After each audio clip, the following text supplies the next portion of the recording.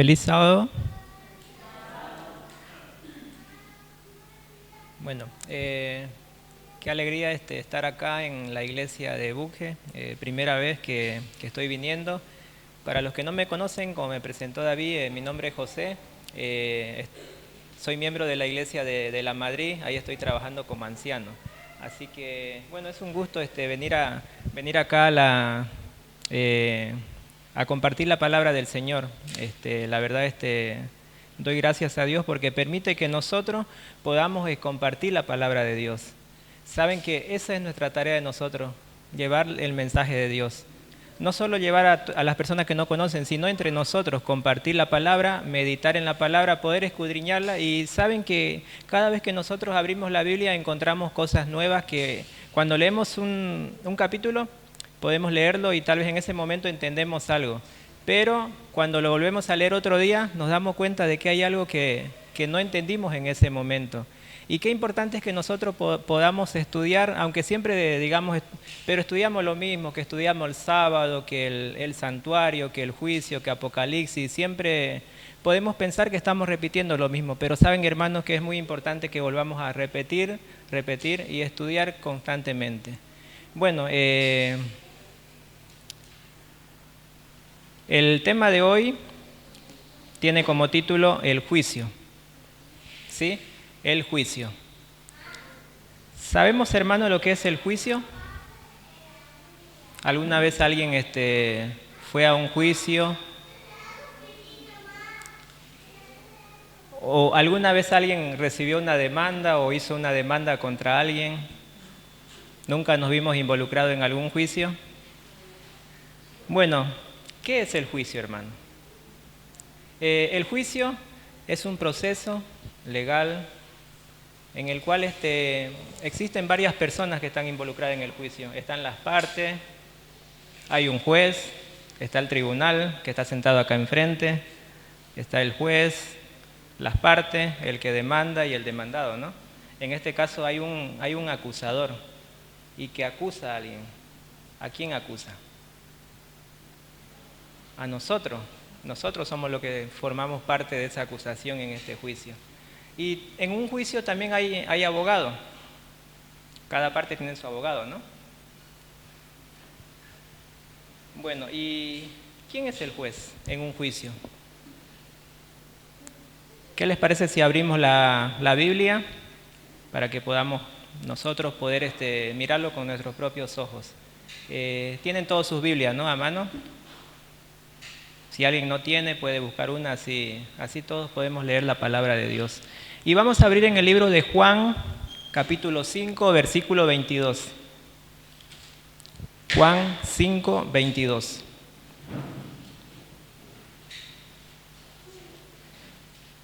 Porque el Padre a nadie juzga, sino que todo el juicio dio al Hijo. Bueno, dice que el Padre a nadie juzga, sino que el juicio lo dio al Hijo. ¿A quién le dio el juicio? A Jesús. Entonces, ¿quién es el juez en el juicio? El Hijo. Apocalipsis 12:10.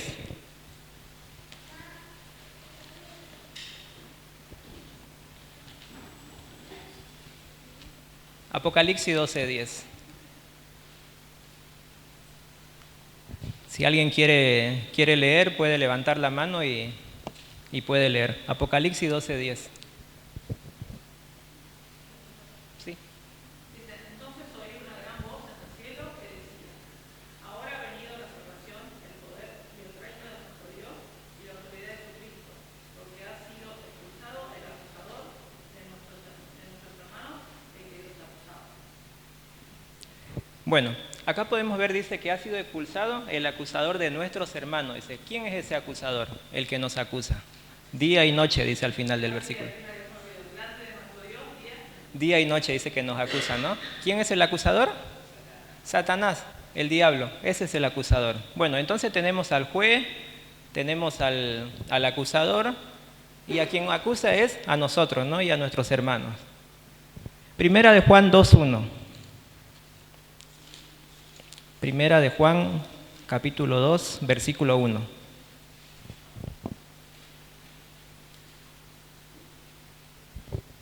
Dice, hijitos míos, estas cosas os escribo para que no pequéis, pero si alguno ha pecado, abogado tenemos para con el Padre, a Jesucristo el justo. Bueno, ¿a quién tenemos como nuestro abogado? A Jesús, ¿no? Tenemos al juez, a las partes, el juez, que en este caso el mismo juez es el mismo abogado. Ustedes saben que en la justicia acá de los hombres eso no puede existir, ¿no? El juez no puede ser abogado. Pero en el juicio de Dios tenemos al juez que es Jesús y lo tenemos también como abogado. Malaquías 3:5. Malaquías capítulo 3, versículo 5.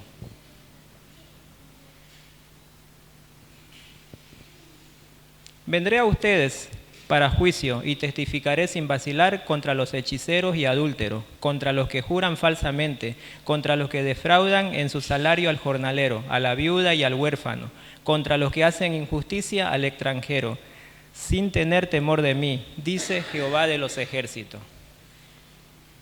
Bueno, acá está hablando Jehová, dice, vendré a vosotros para juicio y testificaré sin vacilar. ¿Qué papel está jugando acá Dios? ¿Qué papel ocupa Dios? Testigo. Dice, vendré a vosotros y testificaré sin vacilar, dice. Bueno, ahora conformamos todas las personas que integran el juicio. Tenemos al juez, que es Jesús, al acusado, que somos nosotros, al que acusa o al que demanda, que es el diablo, y tenemos al abogado, que es Jesús. Y tenemos a los testigos. Saben que en el juicio es necesario los testigos, ¿no? Los testigos forman parte de los medios de las pruebas que se presentan para acusar a alguien. Y saben que al principio le había dicho el concepto de juicio, que juicio era un proceso legal. ¿Y por qué legal, hermano? Algo que sería ilegal, ¿qué sería? Fuera de la ley, ¿no? Y saben que nosotros, hermanos, aclaro esto que es un juicio legal, un proceso legal, porque nosotros a veces emitimos juicios también. ¿Cuántas veces nosotros no juzgamos a nuestro hermano? Nos convertimos, queremos ocupar el lugar del juez, el lugar de Jesús. Pero decía que el acusador, ¿quién es? Satanás. Pero nosotros acusamos a nuestro hermano. Y encima nosotros, aparte que acusamos, también juzgamos. Acusamos a mi hermano, acuso a mi hermano y también lo juzgo. Entonces estoy queriendo ocupar los dos lugares, el lugar del juez y el lugar del diablo, del acusador. El Señor Jesús dice en Apocalipsis, más vale que seas caliente, ¿no? Si no sos frío ni caliente, ¿qué dice? Te vomitaré de mi boca. Tenemos que ocupar nosotros el lugar que el Señor quiere que nosotros ocupemos. Nosotros no somos ni juez, ni tampoco somos acusadores. Y es por esto que es un proceso legal, porque está escrito en la Biblia y porque nosotros tenemos que hacer todo conforme nos manda el Señor en su palabra. Apocalipsis 14, 6 y 7. Durante todo este trimestre en la escuela sabática estamos estudiando, ¿no? Temas muy importantes que son sobre el gran conflicto. Escuchábamos el himno que decía, ¿no? Te hallas listo para el gran tribunal, decía, ¿no? ¿Estamos preparados nosotros, hermanos? Apocalipsis 14, 6 y 7. ¿Alguien que quiera leer si lo tiene?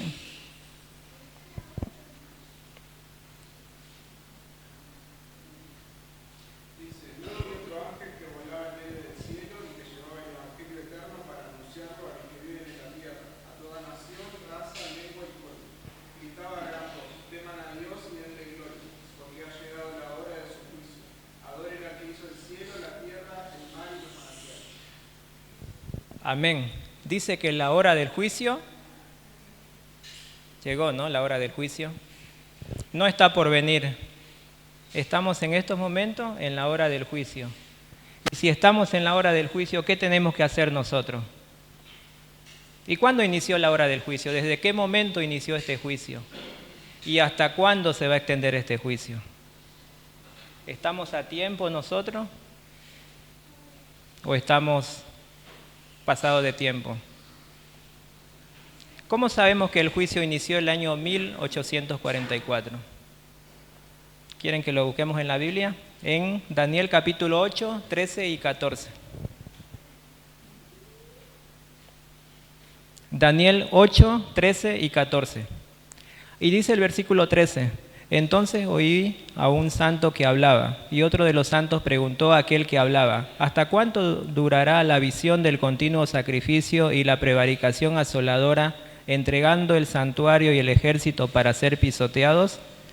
Y él dijo: hasta 2300 tardes y mañanas, luego el santuario será purificado. Hasta 2300 tardes y mañana, luego el santuario será purificado. Esta es una profecía, ¿no?, de las 2300 tardes y mañana, que proféticamente, tardes y mañana, habla, como dice en el Génesis, de un día, ¿no? Y un día, proféticamente, equivale a un año. Por lo tanto, estas 2300 tardes y mañana son 2300 años. ¿Cuándo inician estos 2300 años? En el año 457, cuando el rey Artajerje decretó la reconstrucción del templo de Jerusalén. Desde ese momento, del año 457 a.C., si contamos 2300 años, terminamos en el año 1844. Es por esto que nosotros decimos que en el año 1844 inició el juicio investigador. Y esto es muy importante, hermano, porque saben que nosotros los adventistas somos la única iglesia que creemos en este juicio, en el juicio investigador. Ustedes pueden ir a otras denominaciones y nadie va a hablar de esto. Solo somos nosotros. Y es por esto que nosotros no tenemos que tenerlo oculto. Tenemos que estudiarlo, escudriñarlo, para que podamos conocer bien el tema y poder enseñarlo a otras personas. Que hay muchas personas que quisieran conocer estos temas. Al final, en el versículo 14 decía: luego el santuario será purificado. Según el comentario bíblico adventista, la palabra purificado viene del hebreo sadak, y que quiere decir ser justo, ser recto, ser puesto en rectitud o ser puesto en una condición correcta, ser rectificado, ser declarado correcto, ser justificado. Eso quiere decir esta palabra. Tiene varios significados esta palabra. Podríamos decirlo nosotros: ser declarado recto o ser declarado en una condición correcta. Entonces, en el momento cuando se dice que el santuario iba a ser purificado, ¿qué está queriendo decir? Que va a ser puesto, declarado recto. ¿Quién? Nosotros, porque estamos contaminados de pecado. Entonces, en ese momento, para que vos seas purificado, ¿qué tenés que hacer para ser purificado? Si nosotros estamos sucios después de un día de trabajo, ¿qué tenemos que hacer para estar limpios? Bañarnos, ¿no? Purificarnos el cuerpo. Bueno, en este caso, si estamos contaminados de pecado, ¿qué tenemos que hacer? Purificado. Eso quiere decir esta palabra, que proviene del hebreo. Hebreo capítulo 9, versículo 22. Hebreos 9, 22.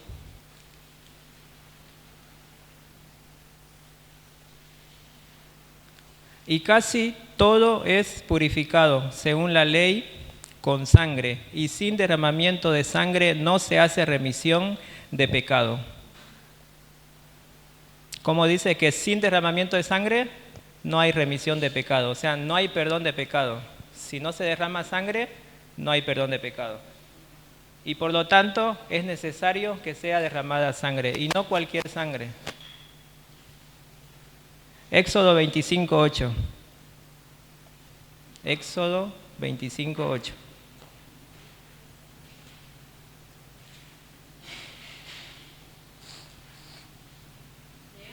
¿Sí? Éxodo 25:8. Y me harán un santuario para que yo habite entre ellos. Amén. ¿Quién dice esto? Jehová, Dios. Dice: me harán un santuario para que habite con ustedes, dice. El Señor quiere habitar con nosotros. El Señor le mandó a Moisés que construyeran un santuario cuando estaban en el desierto, porque el Señor quería habitar con todos, con su pueblo. El Señor quiere habitar con nosotros, quiere estar. Por eso es que el Señor apartó este día sábado. para que nosotros podamos estar en comunión, en relación constante con el Señor. Nosotros fácilmente hoy podríamos estar en casa, ¿no? Pero eso no es lo que quiere el Señor. El Señor apartó este día para que vos ese día lo aproveches al máximo y vengas y te puedas encontrar con el Señor.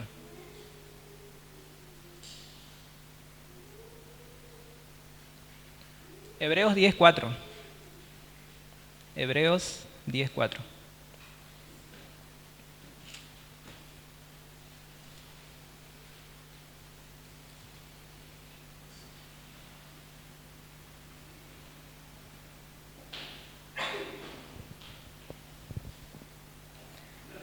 ¿Sí? Porque la sangre de los toros y de los machos cabríos no puede quitar los pecados. Bueno, decía el anterior versículo que sin sangre no hay remisión de pecado. El santuario que se hizo en el desierto, ¿qué se hacía ahí? Sacrificios, ¿no? Sacrificios de animales. Se derramaba sangre, día tras día se derramaba sangre. ¿Y esta sangre qué simbolizaba? Era para perdonar el pecado de la congregación, ¿no? Todos los pecados que se confesaban, esta sangre purificaba esos pecados. Pero acá dice que la sangre de los toros y de los machos dice que no puede quitar los pecados, dice. Entonces, ¿qué era lo que se hacía si eran animales que se sacrificaban? Claro, simbolizaban a Cristo, ¿no? Y si vos no tenías el conocimiento de que esa sangre representaba la sangre de Cristo, no ibas a ser perdonado. Y es lo mismo ahora, hermanos. Nosotros tenemos que saber que el Señor Jesús murió por nosotros, derramó su sangre en el Calvario, un día y para siempre. Entonces, nosotros tenemos que tener en claro de que el ritual que se hacía en el desierto, día tras día se sacrificaban animales, representaba lo que un día iba a venir el verdadero Cordero de Dios e iba a morir por todos nosotros. Todos los rituales del santuario apuntaban al verdadero Cordero. ¿Y quién es ese Cordero?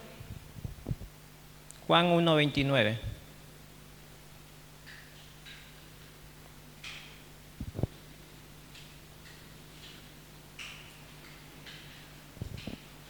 Juan 1:29. Ahí cuando estaba Juan, estaba bautizando en el río Jordán y lo ve a Jesús que se acerca y le dice. Al día siguiente, Juan vio a Jesús que venía hacia él y le dijo: He aquí el Cordero de Dios que quita el pecado del mundo. Este es el verdadero Cordero. El Cordero que durante mucho tiempo fue esperado.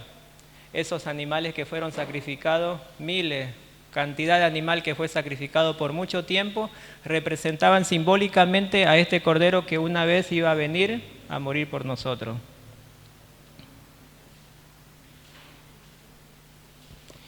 Bueno, ahora hablemos del santuario, hermano.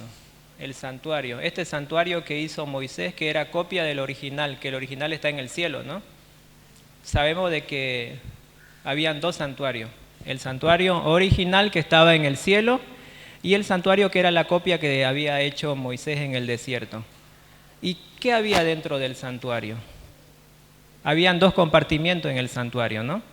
Uno era el compartimiento en el lugar santo y el otro santísimo. Y en el lugar santo, ¿qué había ahí? ¿Cuántas veces podía ingresar el sacerdote al lugar santo? Podía entrar todos los días al lugar santo el sacerdote. ¿Y qué era lo que hacía en el lugar santo? Ministraba todo lo que había. ¿Qué había en el lugar santo? Estaba la mesa de pan, había una mesa de pan, estaba el candelabro. El sacerdote entraba día tras día a cambiar el aceite, controlar que no falte aceite en los candelabros, a cambiar el pan que había cada día. Esto era un trabajo de continuo. Todos los días el sacerdote tenía que entrar y realizar este trabajo. Y en el lugar santísimo, ¿cuántas veces podía entrar? Una vez por año. Levítico 16, 29 y 30.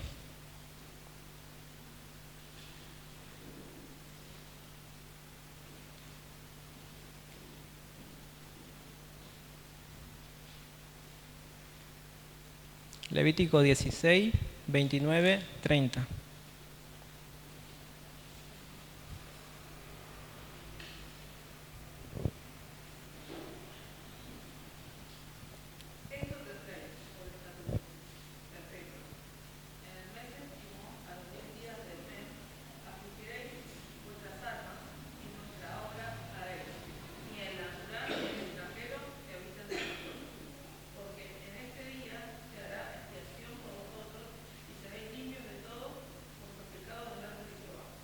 Amén.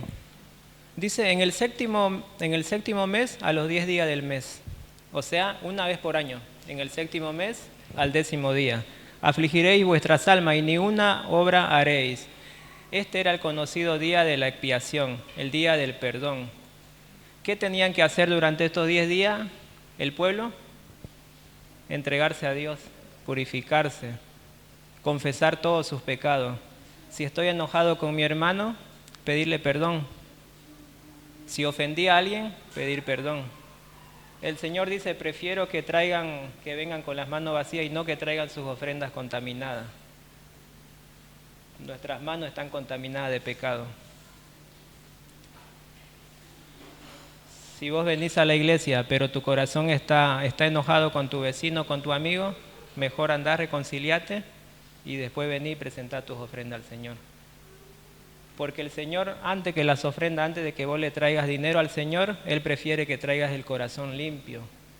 Y este era el día de la expiación, que era una vez por año. Una vez por año el sacerdote ingresaba al lugar santísimo. ¿Y saben qué, hermano? ¿Para qué entraba al lugar santísimo? Para purificarse el santuario. ¿Recuerdan que decía en Daniel 8:14? Luego el santuario será purificado. Después de las 2300 tarde y mañana y el santuario purificado.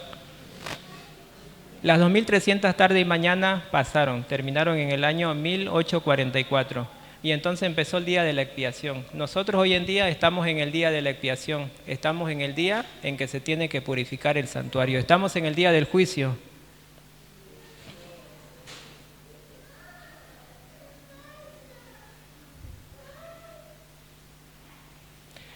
Levítico 16, 7 y 10.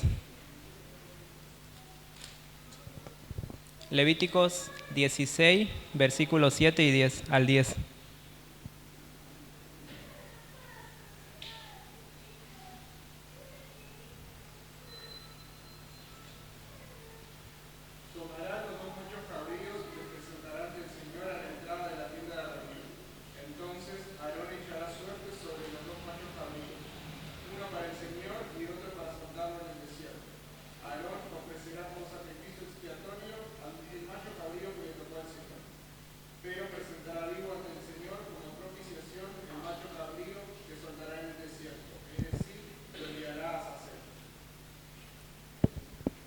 En el día de la expiación se tomaban estos dos machos cabríos, ¿no?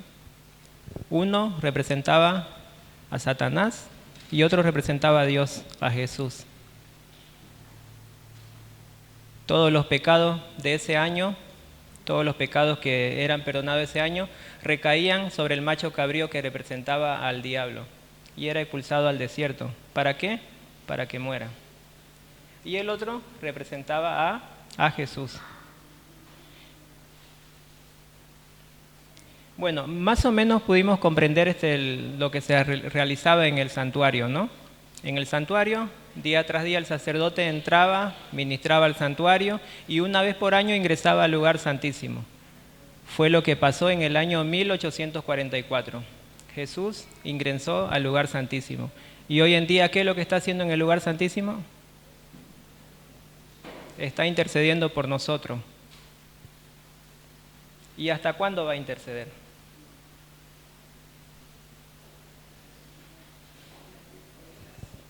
Hasta que termine el tiempo de gracia, ¿no? Estamos en el tiempo de gracia nosotros. Y si estamos en el tiempo de gracia, ¿qué tenemos que hacer, hermano?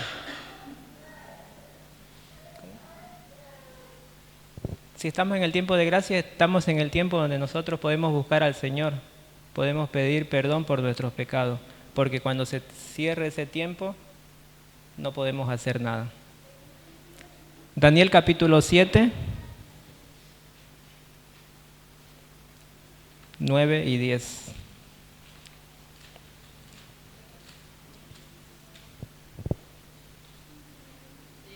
¿Sí?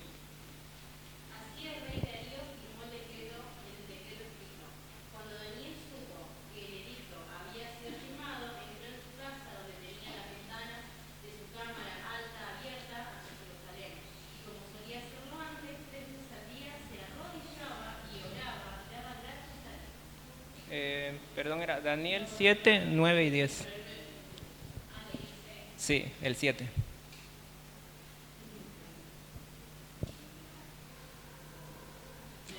¿Sí?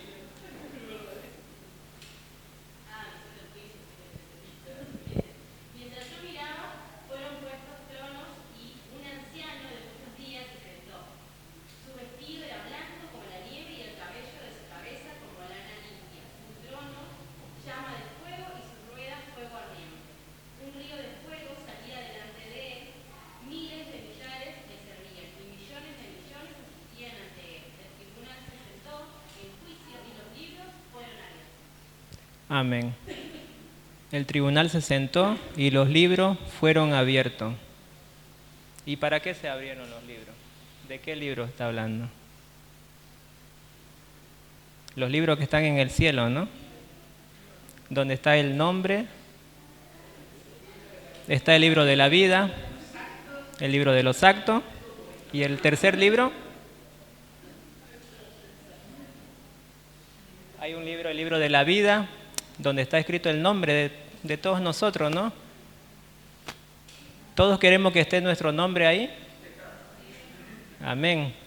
Y después hay otro libro donde están escritos todos los actos, ¿no? Todos los pecados, todas las cosas malas que nosotros hacemos.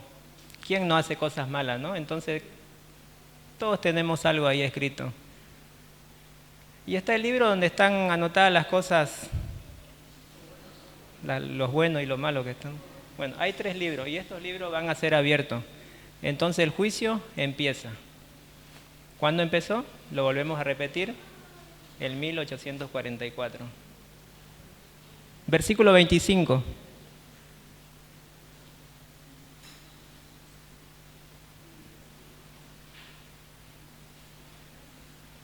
Perdón, Hebreos 7:25. No, estaba mirando en Daniel, pero era Hebreos 7:25.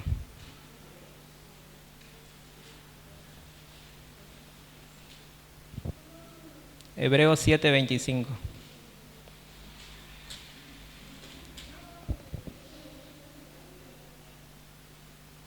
¿Algún otro hermano que quiera leer? Por la parte de atrás creo que todavía no... Están en silencio los hermanos. ¿Alguien que quiera leer de la parte de atrás? Sí.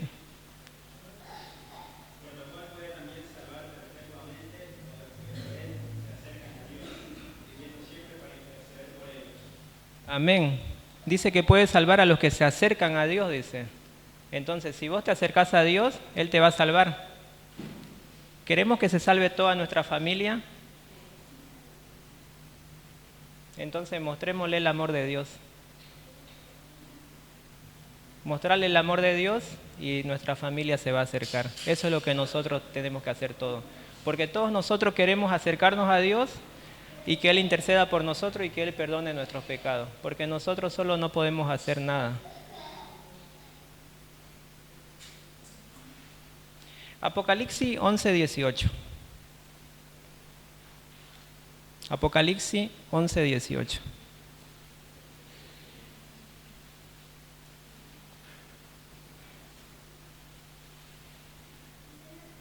Y se airaron las naciones, y tu ira ha venido, y el tiempo de juzgar a los muertos, y de dar el galardón a tus siervos los profetas, a los santos y a los que temen tu nombre, a los pequeños y a los grandes, y de destruir a los que destruyen la tierra. Entonces inició el juicio.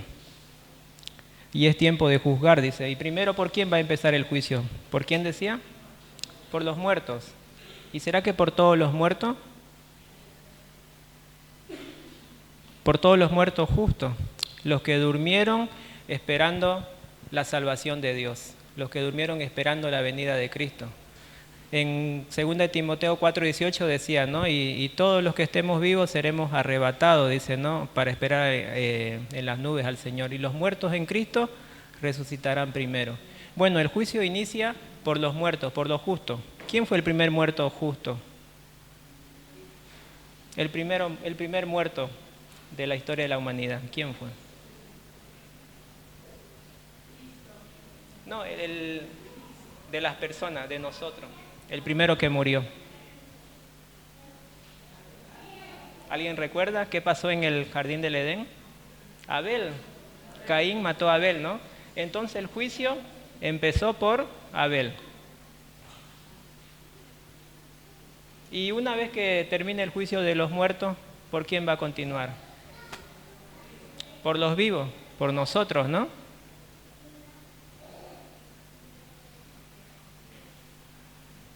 Santiago 2:10. Santiago 2:10.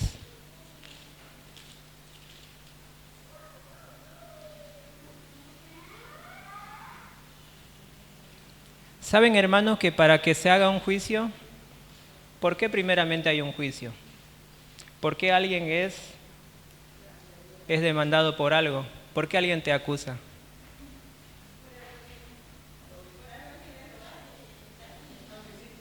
Por algo malo que hiciste, ¿no? Y si hiciste algo malo, quiere decir que hay una ley, hay un contrato que vos no cumpliste con alguna cláusula, ¿no? En un juicio de los hombres, si vos no cumplís con un contrato, la otra parte te va a demandar y va a exigir que vos cumplas el contrato que firmaste, ¿no? Y para Dios, ¿cómo es? Santiago 2:10. ¿Alguien que lo quiera leer? Sí.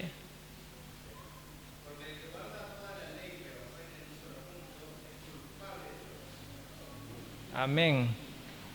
Entonces, hoy decía la hermana, ¿no? En la escuela sabática decía 10 menos 1, ¿cuánto es? Para Dios, ¿cuánto es 10 menos 1? Es 0, dice, ¿no? Entonces, ¿qué tenemos que cumplir? ¿9 mandamientos, 8 o 10? Tiene que ser todos completos. Entonces, ¿cuál es el fundamento del juicio de Dios? Son los 10 mandamientos. El acusador te acusa porque vos no estás cumpliendo los mandamientos. Él nos conoce a nosotros, ¿no? Sabe que nosotros estamos en pecado porque Él nos tienta a todo momento y sabe cuando caemos. Entonces Él te acusa, te dice, José, tu hijo es culpable de pecado, hizo esto malo. Pero el Señor Jesús dice, no, sí, cometió eso malo, pero Él confesó sus pecados y yo le perdoné. Porque el Señor nos perdona siempre que nosotros confesamos nuestro pecado y siempre que tenemos un arrepentimiento de corazón.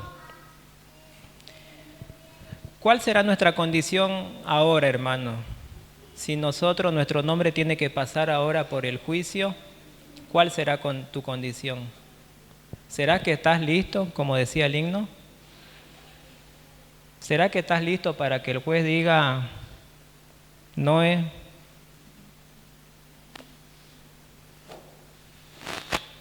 tenés el regalo de la vida eterna? ¿O Noé, no, vos no? ¿Cómo estás, hermano? Cada uno de nosotros sabe cómo está tu relación con Dios. Primera de Juan 2:1 dice, hijitos míos, estas cosas les escribo para que no pequéis, y si alguno hubiere pecado, abogado tenemos para con el Padre, a Jesucristo el justo. Si te sentís, hermano, que estás ahora contaminado de pecado, que tu vida no da más, que no encontrás solución en la vida, tenemos a nuestro abogado, que es Jesús. Confesale tus pecados y Él te va a perdonar. Que nadie nos diga que estamos perdidos, porque no estamos perdidos, hermano. Estamos en el tiempo de gracia y tenemos todavía la oportunidad de poder venir a los pies de Jesús. Si vos venís todos los sábados, venís a la iglesia, sábado tras sábado, pero no encontrás tranquilidad, no encontrás la paz, pedile a Dios y Él te la va a dar. Porque nadie se va a salvar, hermano, por venir todos los sábados a la iglesia. Se va a salvar quien le entregue su vida al Señor y quien lave sus vestiduras en la sangre del Cordero, como dice en Apocalipsis. Estamos en un tiempo de juicio. Momentos antes del cierre de la puerta de la gracia, el juicio va a terminar. Cuando el Señor diga, consumado es. Y la puerta de la gracia se cierra. Y el Señor se retira del lugar santísimo. Apocalipsis 22, versículos 11 y 12.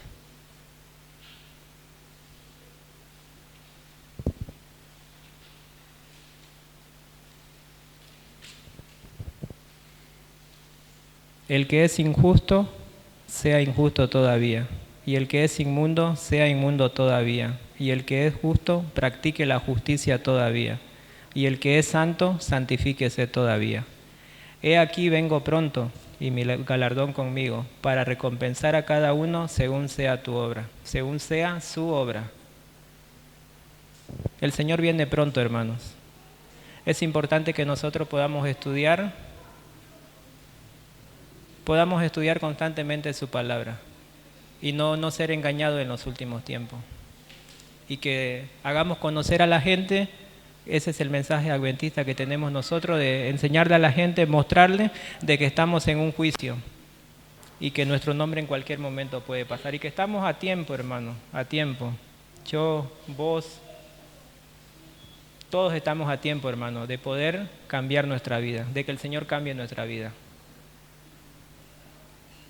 La decisión la tenemos que tomar hoy. Entonces, entregarle la vida al Señor y el Señor va a cambiar tu vida. Y el Señor va a abogar por vos en el juicio. Y que cuando un día venga el Señor, podamos recibirlo. Y que todos nosotros y toda nuestra familia pueda estar juntamente con nosotros esperando al Señor. Que el Señor te bendiga y que el Señor te pueda utilizar a compartir su palabra. Amén.